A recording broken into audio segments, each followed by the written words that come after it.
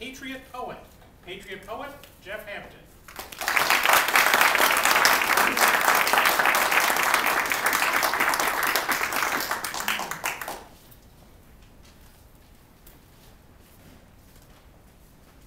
Deep within my core resides the soul of a master poet, inspired to craft odes of tribute. To all of you, I must confess that I'm a man that's truly blessed. And why such an attitude of great gratitude? The answer's coming up. I won't make you guess. You see, I am privileged just by my birth to live in a place of incomparable worth, and it's hard to miss my feeling of bliss for what truly is the best nation on earth. Well, what is this country, I hear you say, that stimulates such a joyous display? Well, you'll come to realize why I have to tributize the one and only USA. Mr. Toastmaster, and all of my friends in the audience who recognize a world-class poet when you hear one. And who also recognize that the good old USA is a country deserving reverent tribute. Most on this planet will concur, regardless of what they might say in public. And that fact was illuminated for me with searing clarity while I was honeymooning in romantic gay Patty. And while there, my lovely bride consented on a side trip to the Normandy coast, allowing me to fulfill a lifelong desire of visiting the D-Day beaches. First stop, Omaha Beach, American Normandy Cemetery, final resting place to 9,378 courageous liberators. Of course, no trip to Omaha Beach is complete without taking that half-mile trek down to the water's edge, where I noticed a group of individuals had congregated, focusing on the sand. Mesmerizing. Somebody had painstakingly collected hundreds of silver dollar-sized pebbles and had meticulously arranged them to create 13 red and white stripes, 50 circular white stars on a field of blue and gray, and magnificently mosaicked American flag. Guess my most gratifying observation. Of the hundreds, countless footsteps on that beach that day, not one had walked disrespectfully across that flag. Reverence. And I tried to be inconspicuous as I brushed the tears from my cheeks. The result of a sudden gust of wind blowing sand into my eyes.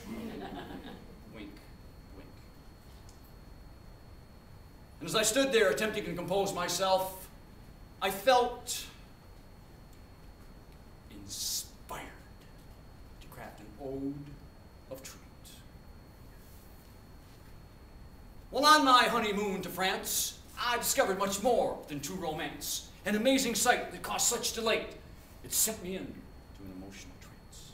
Standing on that foreign beach, the summer sun drying my teary cheeks, so swelled with pride I couldn't help but cry as I gazed upon that artistic feat.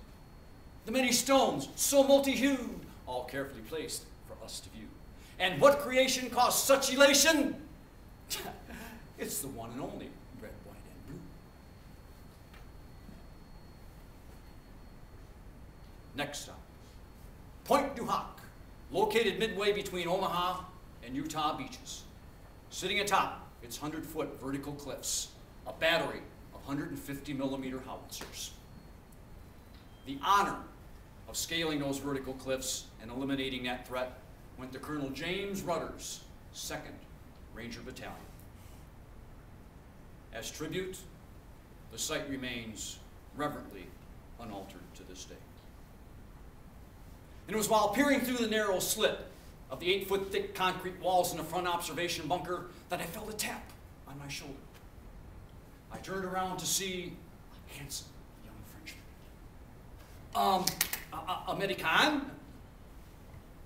Yeah? And he motioned me over to a large bronze plaque on the wall. Pointing, he said, American, soldier? I said, yes.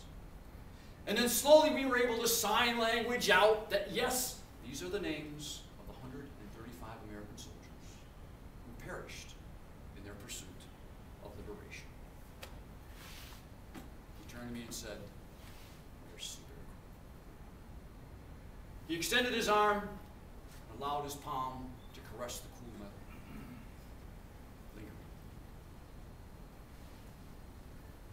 He then dropped his hand, folded it in front with his other, bowed his head, and said a silent prayer. Reverence. Woo! Another sudden gust of wind blowing sand into my eyes. Wink, wink. And as I stood there, watching that magnificent Frenchman slowly saunter out of my life, as only a Frenchman can saunter, can you imagine what I felt like? Inspired to craft an ode of tribute. He knew that plaque had a story to tell of an act of courage we should know well. Its intended goal, to enshrine the souls of those who scale those cliffs of hell. And with a silent nod, he said amen, as to say goodbye to an honored friend. You could tell he cherished those who perished. They gave their lives that tyranny would end. Well, what is this country, I hear you say, for which this Frenchman he did pray, with remembrance and sincere reverence, for the one and only USA. My dear friends, what will be the inspiration for your reverent tribute? Mr. Toastmaster.